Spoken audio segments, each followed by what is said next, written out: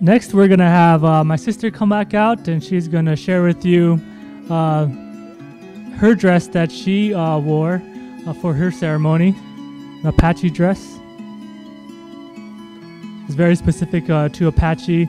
It's kind of heavier buckskin dress. Hello. I did tell you earlier I was going to come back out with my ceremonial dress. And it's kind of funny because, like I said, my daughter had her ceremony yesterday, and she's 12 years old. So I'm 32, and I had my ceremony when I was 12. So this dress is from 20 years ago, and it fit me. So I was pretty happy about that. Yeah. Thank you. So this dress is pretty heavy. It's made out of all leather, buckskin leather, and I wore this for my Apache. It's called a sunrise ceremony. The difference is my daughter's was called a coming out ceremony.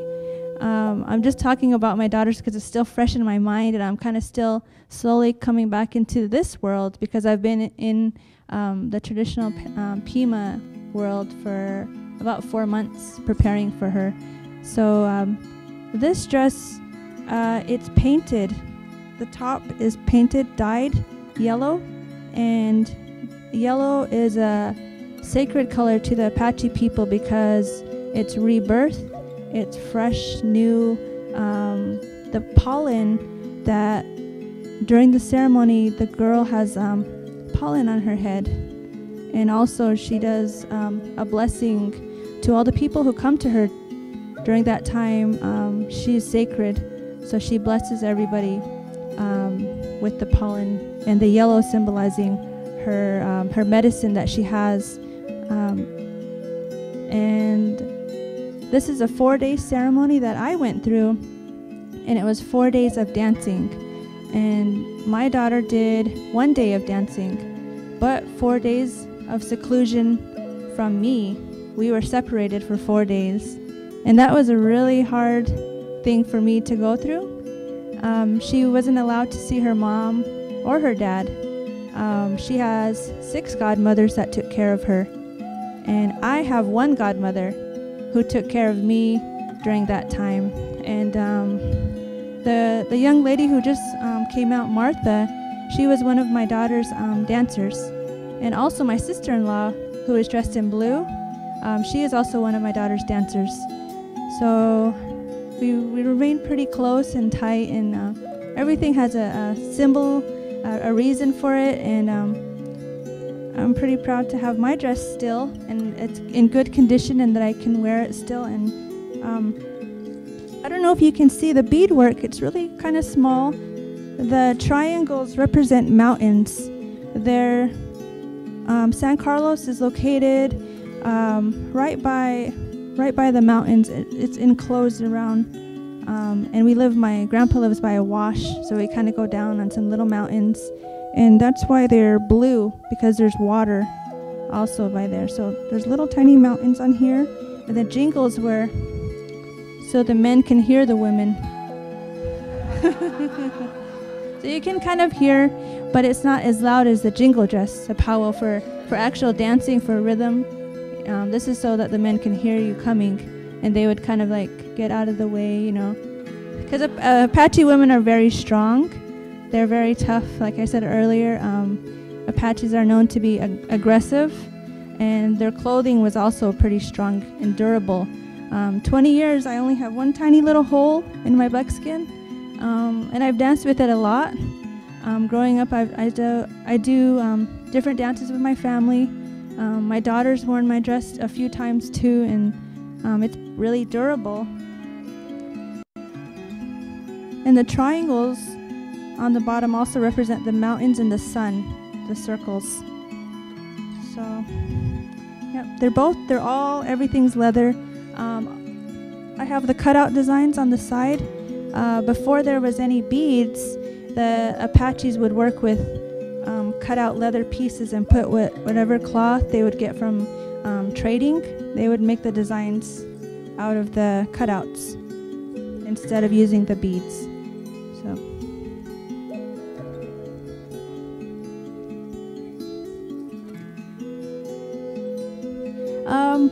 This was dyed with the yellow pollen, and to clean it, you would use the white stones.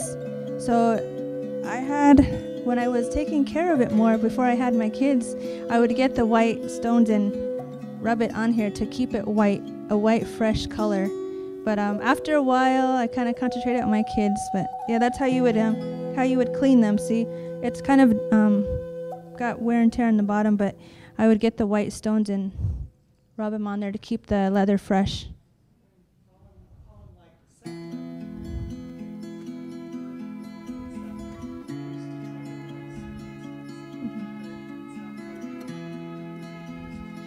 For the cattail pollen, you would just kind of squish it. Yeah.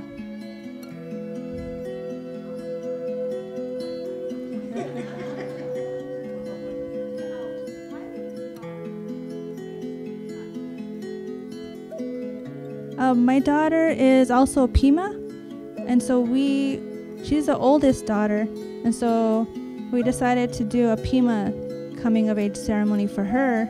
And that's what Martha, she had worn a Pima dress. So Summer, she wore a similar dress, which was cotton. Yeah. But I have another daughter, so she may be wearing Apache. Yep, different tribe.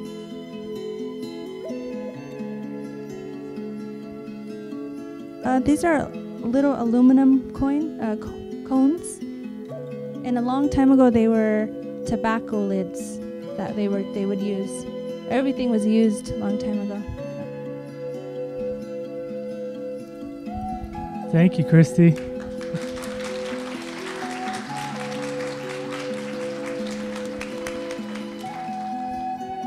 We're gonna have Violet come on out again, and she's wearing a different style of dress from up in the northern tribes. Violet. Hi everyone, I'm going to be showing you the woman's jingle dress, and this dress comes from the Anishinaabe or the Ojibwe people of northeastern Canada and also of northeastern United States. The dance was actually created just over 100 years ago. It comes from the Whitefish Bay Nation in northern or actually southern Ontario.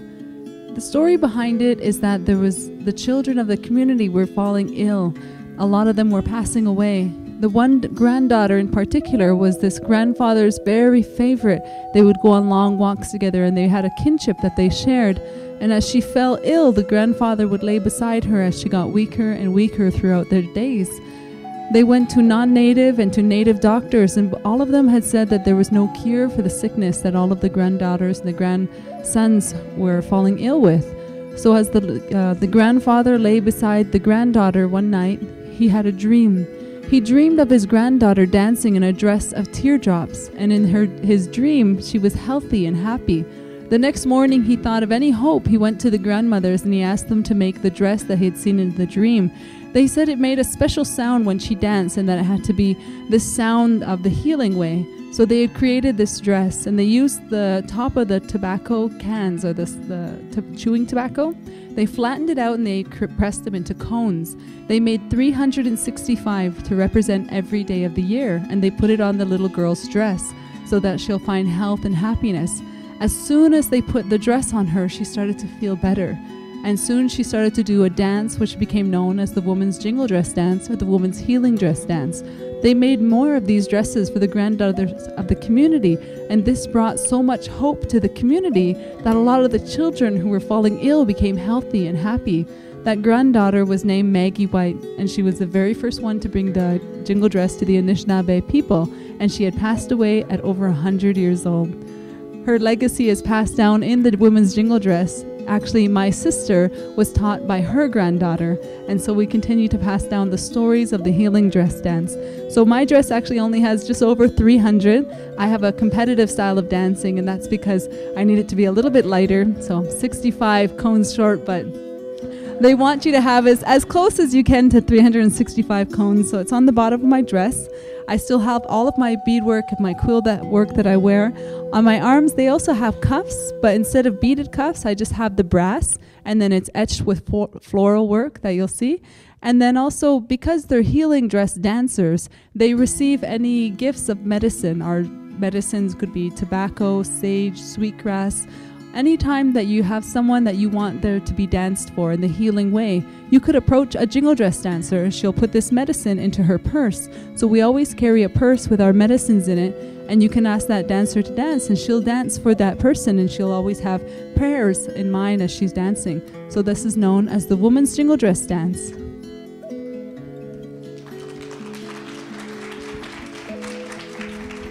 We're kind of short on time, so maybe just one question. Anyone have any questions? Yes.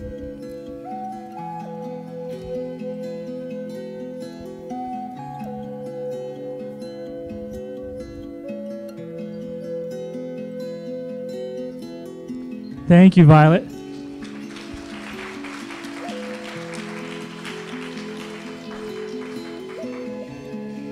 And now we'll have Yolanda come back up and she can share with you another style of dress.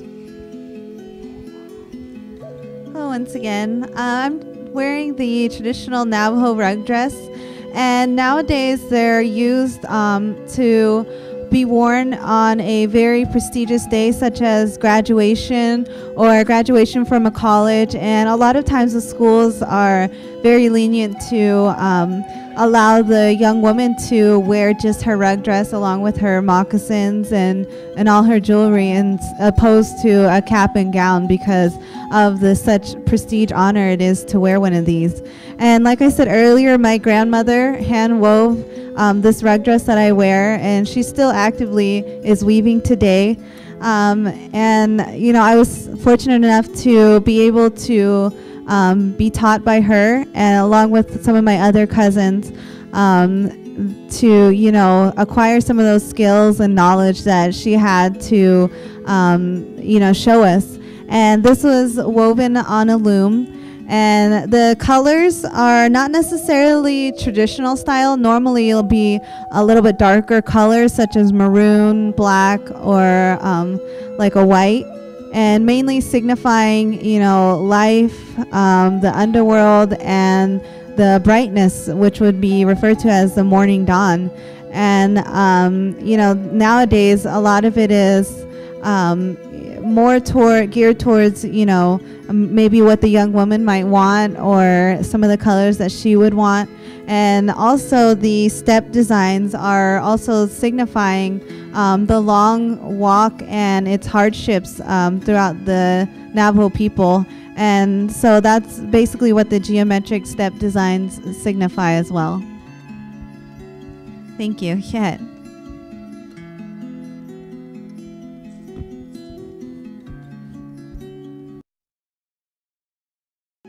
It is actually two panels, one hole for the neck and another, well, actually one hole on the top, and it's two panels, so the designs are identical on the front and back.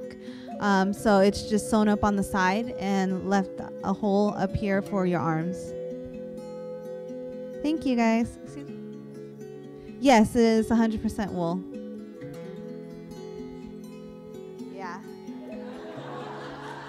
Yeah, it's not very pleasant to wear during the summertime either.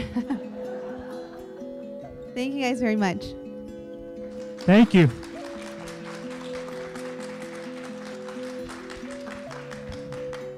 We appreciate everybody coming today. As you kind of saw, there's many different variations of how different tribes the different techniques of what they did to try and clothe themselves, different reasons of why they chose different materials, colors, you know, but they all kind of have the same value. You know, there's different important values that were important to all these different tribes and all different people around the world, you know, and how they make their clothing, why they make different clothing, whether they need, you know, clothing because of certain environment features, or different colors they use, different designs they use. And so it's really important to remember, you know, that we all kind of share the same values, but we all just kind of do it in different ways, you know, specific to different locations and histories. So thank you for coming, and I hope you have a good day.